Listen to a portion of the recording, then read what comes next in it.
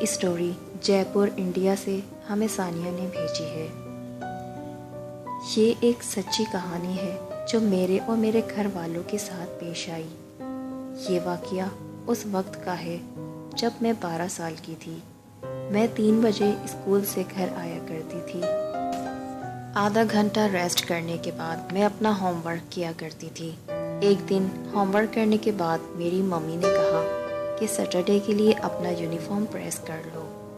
میں نے uniform press کر کے ہینگ کر دیا اور اپنا بیگ ٹھیک کرنے لگی۔ میں نے اپنے بیگ میں اپنی بکس اور پینسلز وغیرہ رکھی۔ میں نے اپنا بیگ ریڈی کر کے ونڈو کے پاس رکھ دیا اور پھر میں سو گئی۔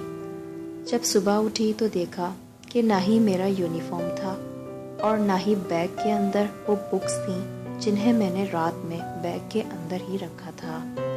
یہ دیکھ کر میں بہت زیادہ ڈر گئی اور ممی نے کچھ دن بعد یونیفارم اور بکس دلا دی۔ پھر میری بڑی بہن کا میک اپ کا سامان غائب ہو گیا۔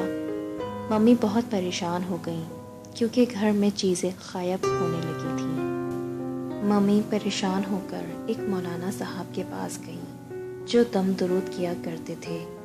ممی نے انہیں سب بتایا کہ گھر میں سے اچانک سامان غائب ہو جاتا ہے۔ ممی کی بات سن کر ان مولانا صاحب نے پوچھا کہ آپ کے گھر میں کتنے کمرے ہیں اور کتنے آپ کے یوز میں ہیں اور کوئی ایسا کمرہ ہے جو بند رہتا ہو؟ ممی نے بتایا کہ 2 کمرے ایسے ہیں جو لاک رہتے ہیں۔ ممی کی بات سن کر مولانا صاحب نے پانی دم کر کے دیا اور کہا کہ ان دونوں کمروں میں ڈال دینا۔ ممی نے گھر آ کر ایک کمرے میں تو پانی ڈال دیا مگر دوسرے کمرے کی چابی نہیں مل رہی تھی، اس وجہ سے دوسرے کمرے میں پانی نہیں ڈال سکی۔ مگر پھر بھی کچھ فرق نہ آیا، چیزیں ویسے ہی غائب ہوتی رہیں۔ ممی دوبارہ سے پریشان ہو کر انہی مولانا صاحب کے پاس گئیں اور ان کو بتایا کہ حالات ویسے ہی ہیں، چیزیں اب بھی غائب ہو رہی ہیں۔ مولانا صاحب نے پوچھا کہ آپ نے وہ پانی ڈالا ان بند کمروں کے اندر؟ ممی نے بتایا کہ ایک کمرے میں تو میں نے پانی ڈال دیا مگر دوسرے کمرے کی چابی نہیں مل رہی تھی، اس وجہ سے دوسرے کمرے میں پانی نہیں ڈال سکی۔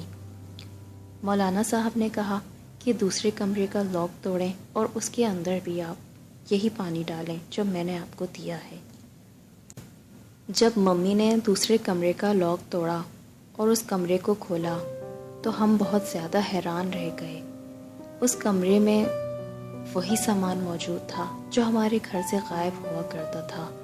میری بکس، میری بڑی بہن کا میک اپ اور دوسرا سامان اسی کمرے میں موجود تھا، مگر وہ کمرہ تو کافی عرصے سے بند تھا اور وہاں پر لگے جالے اور مکڑیاں اس بات کا ثبوت تھیں کہ وہاں پر کوئی نہیں رہتا، مگر وہ سامان وہاں پر کون لے جایا کرتا تھا، اس بات کا علم ہمیں آج تک نہیں ہوا۔